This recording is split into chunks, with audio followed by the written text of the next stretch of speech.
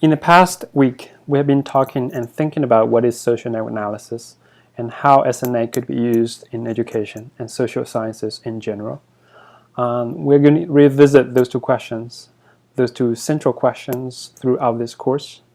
And in this short tutorial video, I'm going to quickly talk through a few key points I want to make in the very beginning of this course so we can ground our discussion in the later part of this course.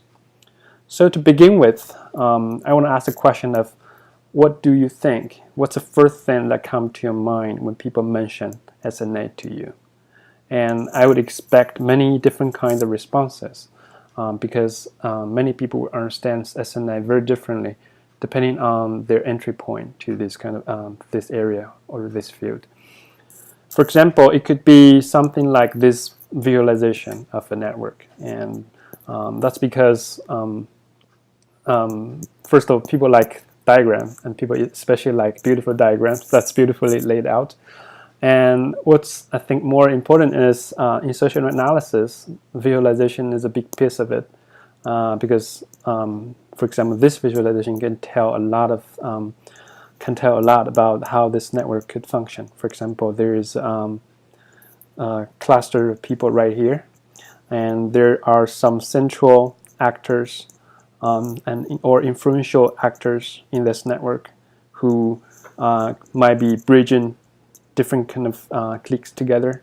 For example, there's a little clique and this person is key for connecting this clique to the other part of this network.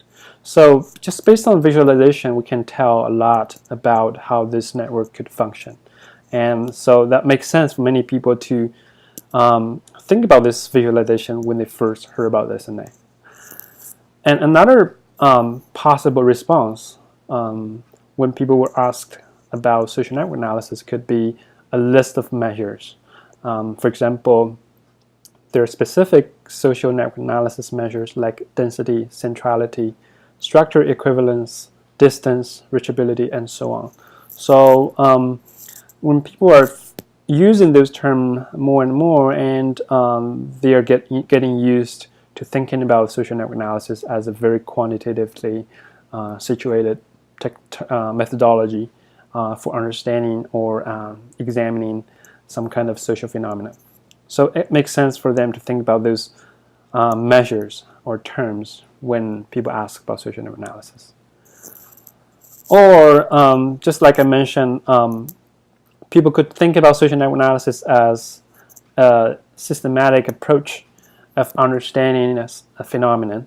For example, in this article, they are concerned with agnostic behavior of pigs as some kind of phenomenon they want to understand, and they're trying to use social network analysis as a systematic approach or methodology to achieve their research goals. So when people talk about social network analysis, it could trigger an impression that SNA is a systematic way, established approach of understanding something that we care about. And there are other ways of thinking about SNA. For example, this might go a bit deeper into philosophical beliefs about, for example, how learning happens.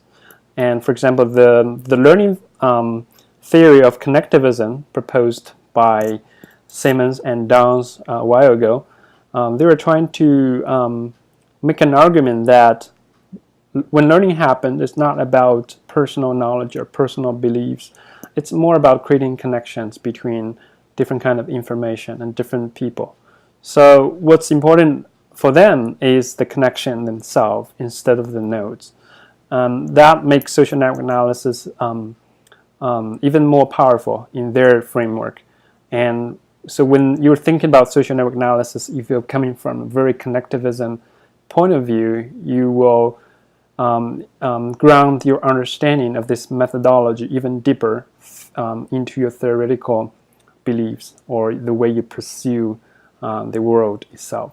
So it's getting a bit more complicated, but that's something I would expect that to trigger if you're really rooted for this specific learning theory.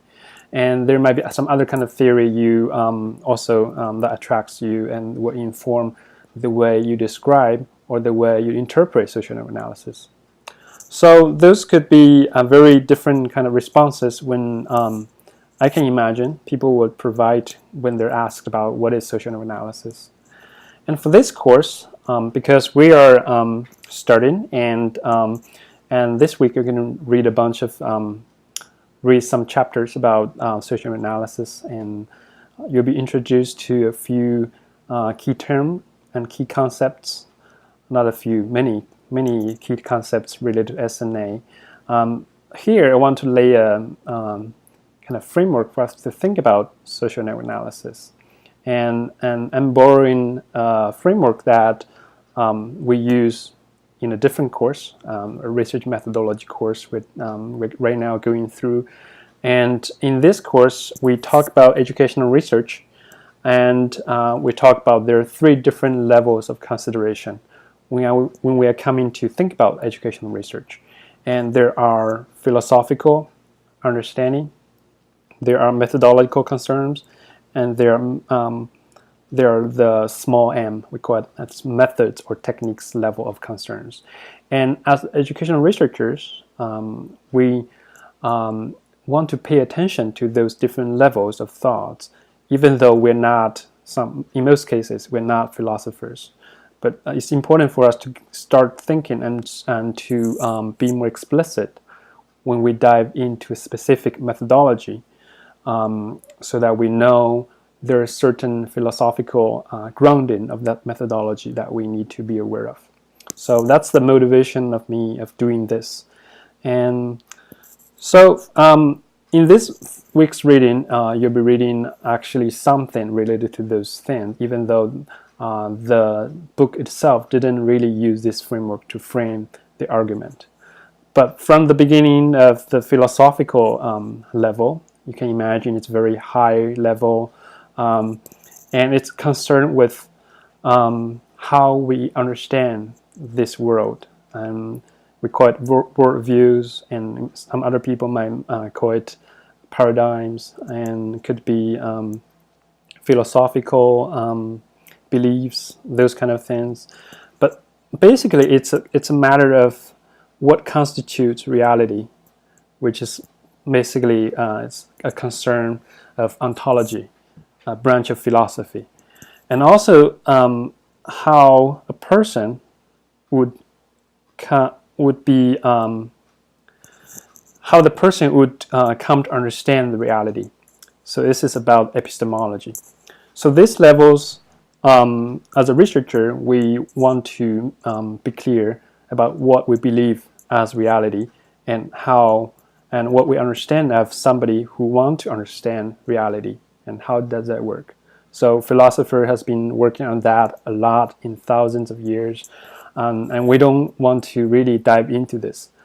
But for SNA, I think it's important to highlight that there are certain strong philosophical grounding that people will advocate when they come to talk about SNA. For example, when you read the book, there is a writer called Tilly, I'm not sure how to really pronounce the name, mentioning relational realism as something ground the ontological basis of SNA.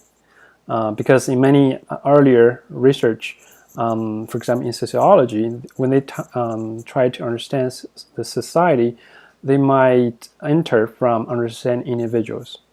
And then for the relational realism, this kind of ontology, they are really highlighting the importance of relations, relation as something that's real, that exists in the world in whatever manners.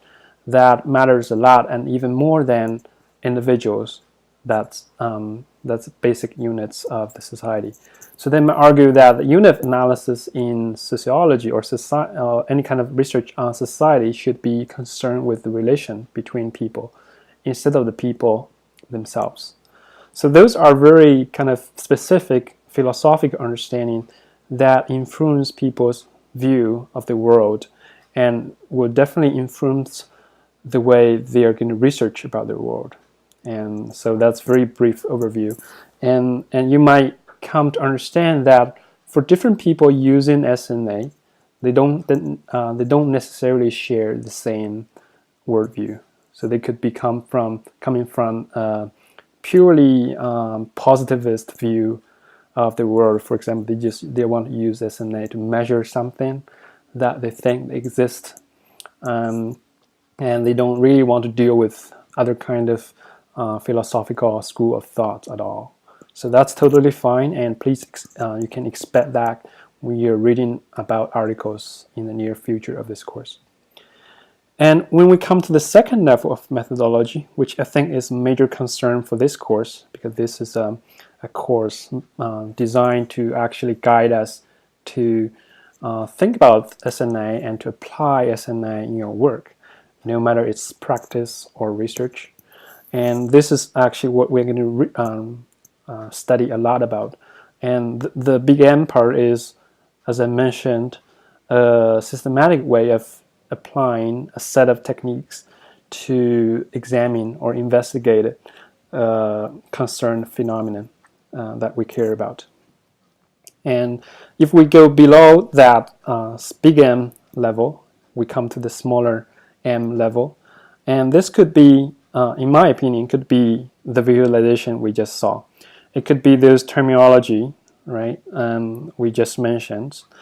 And it could be something else, like if you're using SNA to derive a list of measures and then you want to correlate with something else, then some type of Pearson correlation, for example, could become another technique you're using in your SNA technique, in your SNA research, even though it doesn't belong necessarily to SNA itself.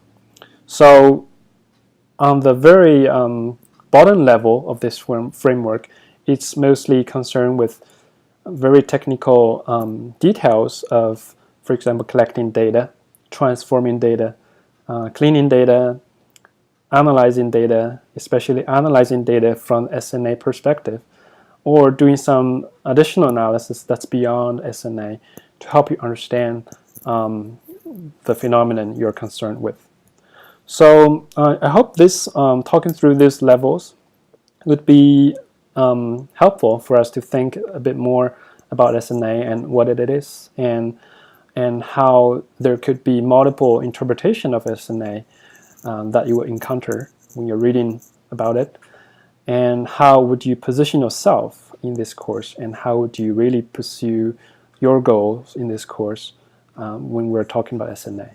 And I would not expect a very, very rigid definition of SNA, and I'm totally fine if you are attached to a specific philosophical school of thought when you're coming to this course, and you want to make SNA work for your commitment philosophically, and also work for your research specifically. So I'm totally fine with that, but I want to just point out those background information that you will not read about in other kind of text, but I want to explain in the beginning of this course. So going further, you're going to also read about the traditional division or the traditional war between qualitative and quantitative research. And also there's a lot of recent effort to bring them together. And I think social network analysis is one example of those that we can, in this course, we can explore the bridge between qual and quant, and how SNA is doing that, and how that helps with specific research when you might be engaged with. So just as a heads up, there's some discussion about qual and quant, and you can try to interpret it in your own way. And finally, in this video, I just want to point out the things I just mentioned and talked at length. They might still sound a bit vague, sound very abstract, and that's totally fine, because we're going to revisit in this course. And I want to point out what's most important is your research questions, because eventually SNA is used to help you understand or help you address your research question, no matter where you're coming from, no matter which discipline you're in, no matter which kind of philosophical background you are from. what matters most, in my opinion, is your research questions. And so I would encourage you to start from research questions, and then we can gradually explore SNA and to take pieces from SNA to serve your research, to answer your research questions. And that's my biggest commitment when I come to this course. So don't worry if you didn't find the first 13 minutes of the video engaging, and I just want to mention that the questions are the most important thing for research in this course, and I think any kind of research we want to do. So that's all for this video, and we'll chat later.